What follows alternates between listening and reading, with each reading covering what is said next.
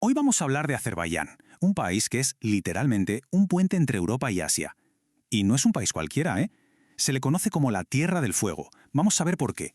Su historia, su presente, todo está marcado por esa geografía tan estratégica y una cultura, bueno, increíblemente rica. Venga, vamos a meternos de lleno en cómo los imperios, las ideologías y, sobre todo, ese espíritu de fuego lo han convertido en lo que es hoy. Vale, para entender bien Azerbaiyán, lo primero es el nombre. Suena potente, ¿verdad? Pues viene del antiguo iraní, de Aturpatakan, que se traduce como protector del fuego, o mejor aún, la tierra del fuego sagrado. Ojo que esto no es solo poesía, tiene su origen en el zoroastrismo, una de las religiones más antiguas que existen. Para ellos el fuego era sagrado, un símbolo de purificación, y esa conexión, esa idea del fuego, es algo que vamos a ver una y otra vez, porque define la identidad del país hasta hoy mismo. Venga, unos datos rápidos para ponernos en situación. La capital, Bakú, una ciudad que vibra a orillas del mar Caspio. Población, pues ya son unos 10,4 millones de personas, en un territorio de casi 87.000 kilómetros cuadrados. Y claro, con todo lo que hemos dicho, ¿cuál iba a ser su lema? Pues no podía ser otro, Odlar Yurdo, que significa, cómo no, la tierra del fuego.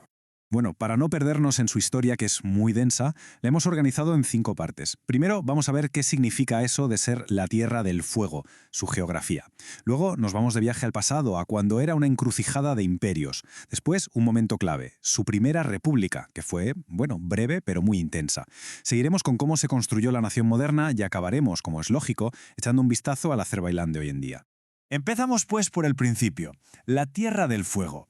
Vamos a ver cómo su geografía ha sido como el gran escenario donde se ha desarrollado toda su increíble historia.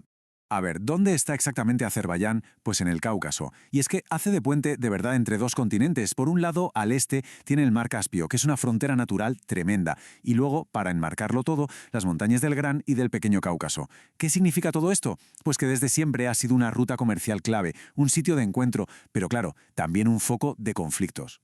Y claro, con esa posición tan estratégica, llegamos directos al segundo punto, la encrucijada de imperios. Es que durante milenios, las grandes potencias de la zona se pelearon por controlar ese trozo de tierra, y cada una, por supuesto, dejó su huella.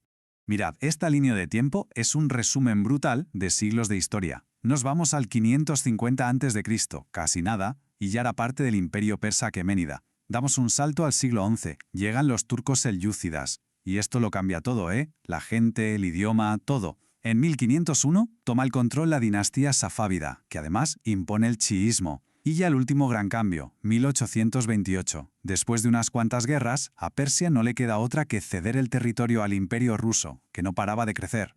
Pero a ver, que nadie piense que esta historia de conquistas fue solo opresión y ya está. Que va, fue sobre todo una historia de fusión. La cultura de Azerbaiyán hoy es como un mosaico alucinante. Tienes las influencias persas en el arte, las turquicas en el idioma, las rusas en la arquitectura. Y es justo esa mezcla lo que la hace tan especial, tan única. Y ahora llegamos a un momento que es de película. De verdad, fue algo extraordinario en la historia de Azerbaiyán, aunque duró un suspiro. Imaginaos, se derrumba el imperio ruso. Y de repente, ¡zas!, surge una república que era pionera, que estaba súper adelantada a su época. Hablamos de la República Democrática de Azerbaiyán, fundada en 1918. Y fue un hito en mayúsculas. Fue la primera democracia laica de todo el mundo musulmán. Y atentos a sus logros. Les dieron el derecho a voto a las mujeres, mucho antes que en un montón de países de Occidente. Y encima fundaron la primera universidad moderna de la zona. Fue como un faro de progreso, de verdad. La pena es que solo duró 23 meses. Y la pregunta es ¿por qué se acabó tan rápido? Pues la respuesta es simple y muy estratégica. El petróleo. La enorme riqueza petrolera de Bakú. Lo dijo el propio Lenin, que la Unión Soviética, que acababa de nacer, no podía sobrevivir sin el petróleo de Bakú.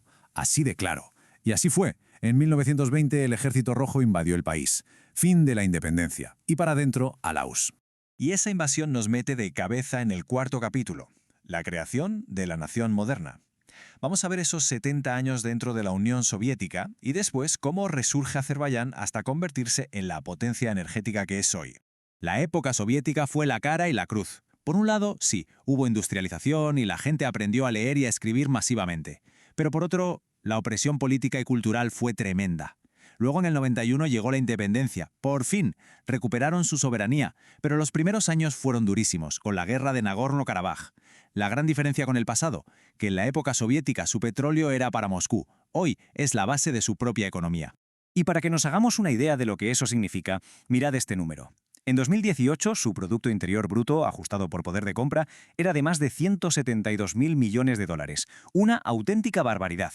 Y ese dineral viene casi todo de sus enormes reservas de petróleo y gas. Eso, claro, los ha puesto de lleno en el mapa energético mundial. Y la joya de la corona de toda esta estrategia es el oleoducto Bakú-Tiflis-Ceyhan. Se inauguró en 2006 y es una obra de ingeniería brutal. Imaginaos, transporta más de 1 millón de barriles de petróleo cada día desde el mar Caspio hasta el Mediterráneo. Conecta Asia Central con Europa y con el resto del mundo. Vamos, que ha consolidado a Azerbaiyán como un jugador clave en el tablero de la energía. Y con esto llegamos ya a la recta final, al último capítulo. Vamos a hacer una radiografía del Azerbaiyán de hoy, cómo es su gente, su sociedad y cómo están sus indicadores de desarrollo. Étnicamente, el país es bastante homogéneo. Casi un 92% de la población son azeríes, la gran mayoría. Pero ojo, todavía hay minorías como los lezguinos, los rusos y otros grupos del Cáucaso que son un reflejo de esa historia de crisol de culturas que comentábamos. Aunque hoy por hoy la identidad azerí es la que domina, sin duda. Si miramos su nivel de desarrollo, los datos son bastante buenos. Tienen un índice de desarrollo humano alto, que básicamente significa que hay un buen nivel de vida, buena educación y buena sanidad. Y otro dato interesante, su coeficiente de Gini es bajo. ¿Qué quiere decir eso? Pues que la riqueza está repartida de forma bastante equitativa, algo que no es nada fácil de ver en una economía que depende tanto de los recursos naturales. Y el idioma oficial, claro, el azerí. Hay algo que define mucho a la sociedad de Azerbaiyán hoy en día, y es una especie de dualidad. A ver, el 95% de la gente es musulmana, la mayoría chiita, pero al mismo tiempo la Constitución dice que el Estado es laico, pero laico a rajatabla. Esta tradición de separar religión y Estado y de ser tolerantes es algo que les viene tanto de aquella primera república que vimos como de la época soviética, y hoy es uno de los pilares de su identidad. Bueno, pues hasta aquí este viaje por un país forjado por el fuego, en todos los sentidos.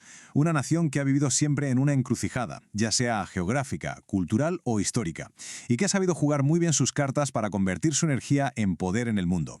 Así que la gran pregunta que queda en el aire es, en este mundo tan complicado, ¿qué le depara el futuro a la Tierra del Fuego? ¿Cuál será su próximo capítulo?